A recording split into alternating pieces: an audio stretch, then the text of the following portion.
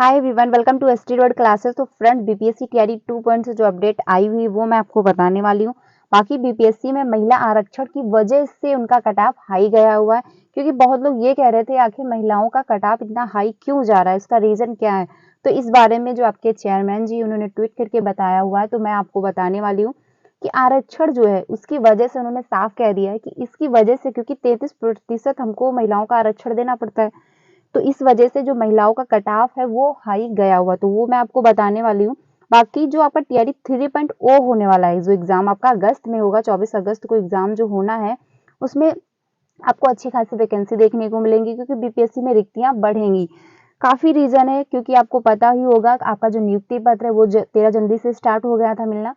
काफी लोग नहीं ले रहे हैं और काफी लोगों ने ज्वाइन भी कर लिया। टीआरई 1 वाले कैंडिडेट जो हैं उन्होंने त्यागपत्र भी दे दिया है।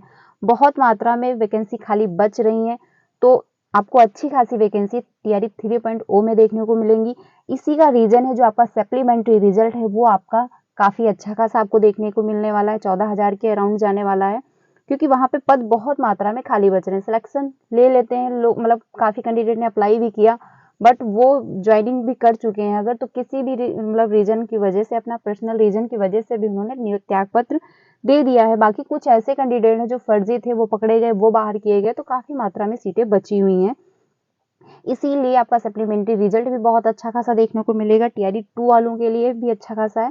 बाकी टीआरई 3.0 में आपको अच्छी खासी वैकेंसी देखने को मिलेंगी, तो सीटेड वालों के लिए अच्छा खासा मौका है। आप सीटेड क्लियर कर लीजिए, आप सिलेक्शन मतलब आप क्वालिफाई हो जाओगे जब सीटेड, तो आप अप्लाई कर पाओगे। बाकी डीएलएड वालों के लिए भी अच्छा खासा मौका है। के पाठक जी ने कहा है वो पहले एग्जाम करवा के आपका रिजल्ट दे देंगे, तो आप उसकी भी तैयारी करना स्टार्ट कर सकते हैं। तो एक एक करके सारी इन्फॉर्मेशन मैं आपको देने वाली हूँ। अगर चैनल पर पहली बार आए तो वीडियो को लाइक करके चैनल को सब्सक्राइब कर लीजिएगा, सो दैट आपको सारी इन्फॉर्मेशन मिलती रहे। टीचिंग से रिलेटेड आपको सारी अपडेट यहाँ से दी जाती है, वो आपका चाहे बीपीएससी हो, सुपर टेट हो, DSSB हो, केवीएस हो, कोई भी इन्फॉर्मेशन अगर है टीचिंग से रिलेटेड तो आपको यहाँ से मिलेगी। बाकी हम लोग सीटेट की भी तैयारी कर रहे हैं। डेली शाम 4 बजे आपको यहाँ पे वीडियो मिलती रहेंगी जो आपके एनसीईआरटी पे आधारित होंगी। तो देख लेते हैं जो आपके चेयरमैन जी ने, चेयरमैन जी जो है उन्होंने क्या ट्वीट करके कहा है। यहाँ पे देख सकते हैं लिखा हुआ है मतलब हॉरिजेंटल, ठीक है, horizontal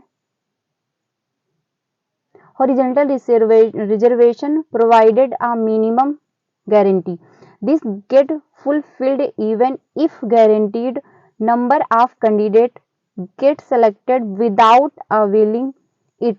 Since marks obtained by last candidate under guaranteed become cutoff, that's why cutoff of female can be some of higher मतलब हायर देन मेल। तो इन्होंने जो बताया हुआ है, इन्होंने ट्वीट करके ये बात कही है। तो यहाँ पे आप देख सकते हैं लिखा हुआ है जो आपका क्षैतिज यानी जो आपका हॉरिजॉन्टल है, आरक्षण से पुरुषों के ऊपर भी चला जा रहा है। आरक्षित महिलाओं का कट ऑफ जो है उसके बारे में जो अतुल प्रसाद जी हैं उन्होंने बताया है कि आखिर किस रीजन की वजह से उनका कट ऑफ हाई जा रहा है। यहाँ पे लिखा हुआ है बीपीएससी अध्यक्ष अतुल प्रसाद जी ने रविवार को एक्स पर लिखा कि क्षैतिज आरक्षण द्वारा सीटों को भरने में कम मतलब क्रम में कई बार महिलाओं के लिए आरक्षित कोट का कटाव बहुत नीचे या ऊपर करना पड़ता है। इसी के कारण कई बार किसी श्रेणी के पुरुषों की तुलना में उस श्रेणी की महिलाओं का कटाव ऊपर भी चला जाता है। इन्होंने बताया विवादित हो कि क्षैतिज आरक्षण का अर्थ किसी श्रेणी विशेष के भीतर आरक्षण देना है। महिलाओं के दिव्यांगों और इसी तरह के आरक्षण दिया जाता है। तो यानी क्योंकि 33% देना ही होता है, महिलाओं की सीट है मतलब आरक्षण है, तो उनको उतनी सीटें देनी पड़ती, इसलिए इन महिलाओं का जो कटाव है वह ही जाता है। बीपीएससी के अध्यक्ष ने बताया कि इसी श्रेणी के मतलब आरक्षण में तदशुद्ध संख्या में सीटों को आरक्षित करने की गारंटी निहित रहती है। लिहाजा उस तथ्य शुद्ध संख्या तक पहुंचने के क्रम में कई बार कटऑफ में काफी बदलाव भी हो जाता है। उदाहरण के लिए यदि अनारक्षित श्रेणी में 100 सीटें हैं और महिलाएं आरक्षण 33% है, तो रिजल्ट बनाते समय पहली बाध्यता 33 महिलाओं को लेने की होती है। यदि किसी एक समान कटऑफ मार्क्स पर 70 पुरुष और 30 महिलाएं आती हैं, तो महिलाओं की संख्या 3 और बढ़ाने के लिए उसके कट ऑफ में कमी करते हैं। इसके साथ ही नीचे और 3 पुरुषों के नाम भी रिजल्ट से हटाते हैं ताकि कुल संख्या 100 बनी रहे। तो यानी आप समझ सकते हैं, क्योंकि 33% जो महिलाओं का वो आरक्षण है, उनको सीट उतनी भरनी पड़ेंगी, इसी रीजन की वजह से इनका कट ऑफ हाई जाता है। तो ये भी डाउट आपका जो है इन्होंने क्लियर कर दिया है, ठीक है। ताकि कुल संख्या 100 बनी रहे, ऐसे पुरुष का कट ऑफ बढ़ता है और महिलाओं के कट ऑफ में उसका अंतर और भी बढ़ जाता है। ऐसे भी स्थिति हो सकती है कि शुरुआती 60 रिजल्ट में ही 33 महिलाएं शामिल हो जाएं। ऐसे में महिलाओं की 60वीं मेधा सूची पर जो कट ऑफ रहेगा वह निर्धारित हो जाएगा, ताकि पुरुषों का कट ऑफ जो 100 है मेधा सूची में रैंक पर हो, वह भी हो सकता है यदि अनारक्षित वर्ग में चुना गया अंतिम उम्मीदवार पुरुष हो। ऐसी स्थिति में अनारक्षित महिलाओं का कट ऑफ अनारक्षित पुरुषों से भी अधिक हो जाता है। तो ये जो रीजन है आपका, जो आप लोग को डाउट था कि आखिर महिलाओं का कट ऑफ इतना हाई क्यों जा रहा है, तो ये अनारक्षण के कारण ही है, इन्होंने साफ क्लियरली बोल दिया है।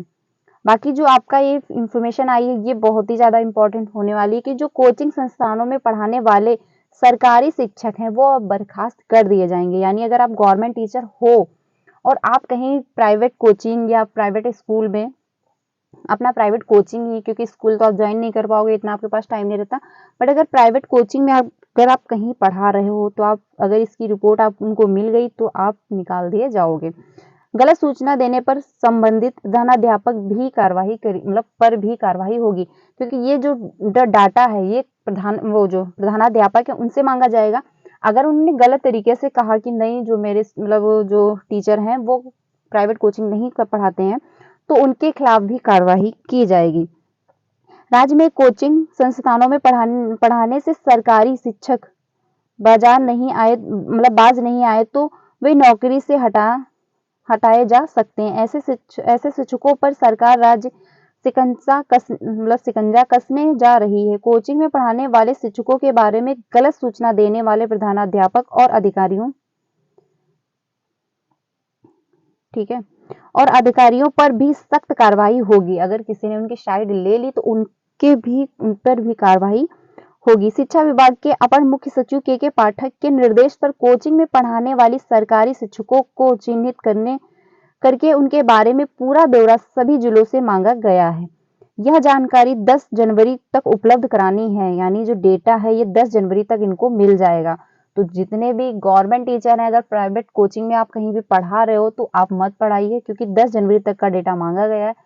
फिर अगर आप पा गए अगर कि आप गवर्नमेंट हो टीचर हो, फिर आप प्राइवेट कहीं कोचिंग में पढ़ा रहे हो, तो आप बर्खास्त कर दिए जाओगे, आपकी गवर्नमेंट जो जॉब है वो छूट जाएगी। तो इससे बेटर है आप प्राइवेट अगर कहीं भी पढ़ा रहे हैं तो मत पढ़ाइए, ठीक है। 10 जनवरी तक का ब्यौरा 10 जनवरी तक का टाइम दिया गया है, तब तक सारा डेटा आ जाएगा। शिक्षा विभाग के निर्देश के मुताबिक सभी जिलों में कोचिंग संस्थाओं में पढ़ाने वाले शिक्षकों की जानकारी देने के लिए जिला अधिकारियों को कहा गया है। इसी मामले से सभी जिला शिक्षा अधिकारियों, जिला प्रखंड पदाधिकारियों और विद्यालय निरीक्षकों को निर्देश दिया गया है कि हर हाल में पद स्थापित शिक्षकों की उपस्थित विद्यालयों में सुनिश्चित कराएं। कोचिंग संस्थानों को यह शपथ पत्र देना है कि उनके यहाँ कोई भी सरकारी शिक्षक नहीं पढ़ा रहे हैं। सभी राजकीयकृत प्रोजेक्ट और अल्पसंख्यक माध्यमिक एवं उच्च माध्यमिक विद्यालय, प्रारंभिक विद्यालय के प्रधानाध्यापक से कहा गया है कि अपने अपने विद्यालय में यह सुनिश्चित करें कि कोई भी शिक्षक कोचिंग में नहीं पढ़ा रहे हैं। विभाग द्वारा तय तिथि में ऐसे शिक्षकों की सूचना उपलब्ध कराना आवश्यक है जो कोचिंग में पढ़ाते हैं। इस बारे में गलत सूचना देने वाले अधिकारियों और प्रधानाध्यापक पर भी कार्रवाई हो सकती है, होगी। साफ साफ क्लियरली है कि होगी। तो आप मान के चलिए जो भी टीचर गवर्नमेंट टीचर बन चुके हैं, ठीक है, सरकारी शिक्षकों को चिन्हित करेंगे, उनके बारे में पूरा ब्यौरा मांगा गया है। 10 जनवरी तक का टाइम है। 10 जनवरी में इनके पास सारा ब्यौरा आ जाएगा, सारा डेटा मिल जाएगा कि कौन से टीचर अगर प्राइवेट हैं वो कोचिंग पढ़ा रहे हैं। प्राइवेट वालों से भी शपथ ली जाएगी कि आपके कोचिंग में कोई गवर्नमेंट टीचर तो नहीं पढ़ा रहे हैं। यानी सारा डेटा आएगा, कोई भी टीचर नहीं बच पाएगा। अगर फेक तरीके से भी कुछ करो तब भी आप नहीं बचने वाले। तो ये जो टीचर हैं गवर्नमेंट टीचर, वो अब प्राइवेट कोचिंग नहीं पढ़ा पाएंगे, ठीक है। बाकी जो ये इंफॉर्मेशन है, इन्होंने आखिर इस्तीफा क्यों दिया, के पाठक की तारीफ भी की, फिर भी बीपीएससी शिक्षक ने छोड़ दी नौकरी। तो ये जो शिक्षक हैं इन्होंने इस्तीफा दे दिया है। इनका रीजन क्या है मैं आपको बताने वाली हूँ। इन्होंने कहा बीपीएससी के शिक्षक प्रदेश, ये कानपुर के मतलब कैंडिडेट हैं, इन्होंने इस्तीफा दे दिया। इनका रीजन ये था कि यहाँ पे देख सकते हैं मतलब इन्होंने ये बताया था कि उनको शारीरिक व मानसिक आरोप लगाकर इस्तीफा दिया कि हम शारीरिक रूप से और मानसिक रूप से प्रताड़ित किए गए हैं। ठीक है, इन्होंने व्हाट्सएप के मतलब कुल प्रधानाध्यापक को भी भेजा था। उसके बाद इसकी एक कॉपी इन्होंने शिक्षक कार्यालय भी भेज दी है।